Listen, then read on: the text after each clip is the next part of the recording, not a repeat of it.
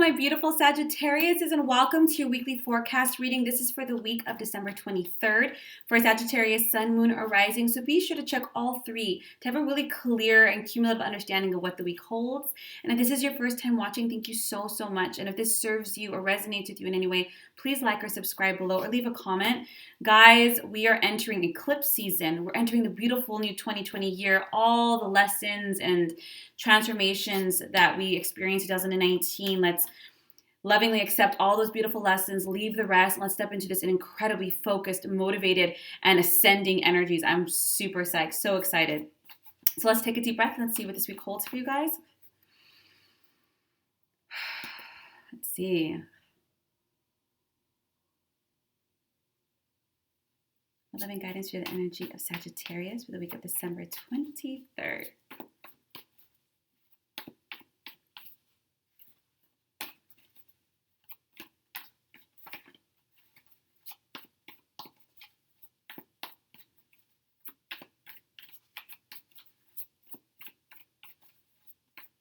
I just wait till it feels right, guys. Got a few more. Guidance for Sagittarius. Let's try a different deck.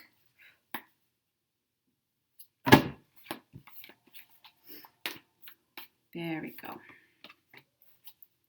One more. All right, guys. You guys have the Queen of Wands, my favorite, the High Priestess, Eight of Swords, the Moon, Seven of Cups, and the World. And it's funny, this deck over here is more emotional in nature. So when the energy tends to be a little bit more in flex, this deck will go all crazy. So I have to switch to the more mental one.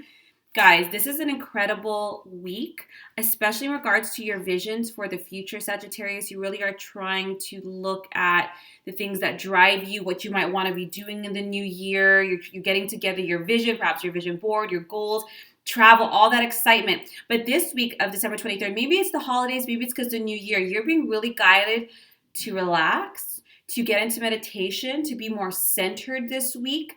And the reason being is because when we have like the eight of air or the Moon card, a lot of fears can be coming up mentally. So you might be excited for the future and all the things you want to do, but you're worrying about how, when, can I do it? Is it possible?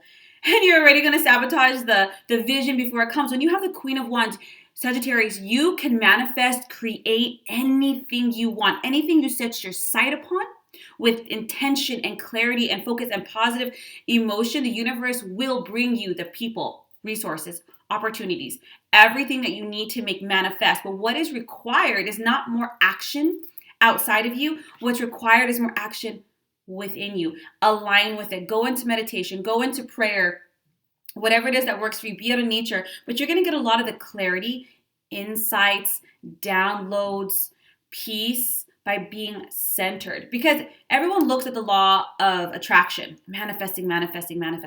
But nobody pays attention to the law of receptivity, which is equally important. You cannot receive your manifestations if you do not align with your manifestations energetically, vibrationally. Right? So if you want to manifest $1 million, but all you think about all the time is all the money you don't have, how you're struggling, those are two different frequencies. They're not the same.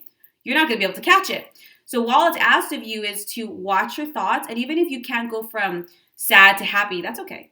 Get into meditation and prayer and go from, fear-based to just calm, relaxed, peace, contentment, because that is a much closer vibrational equivalent to what you're trying to manifest. The Eight of Swords is letting you know you're not trapped.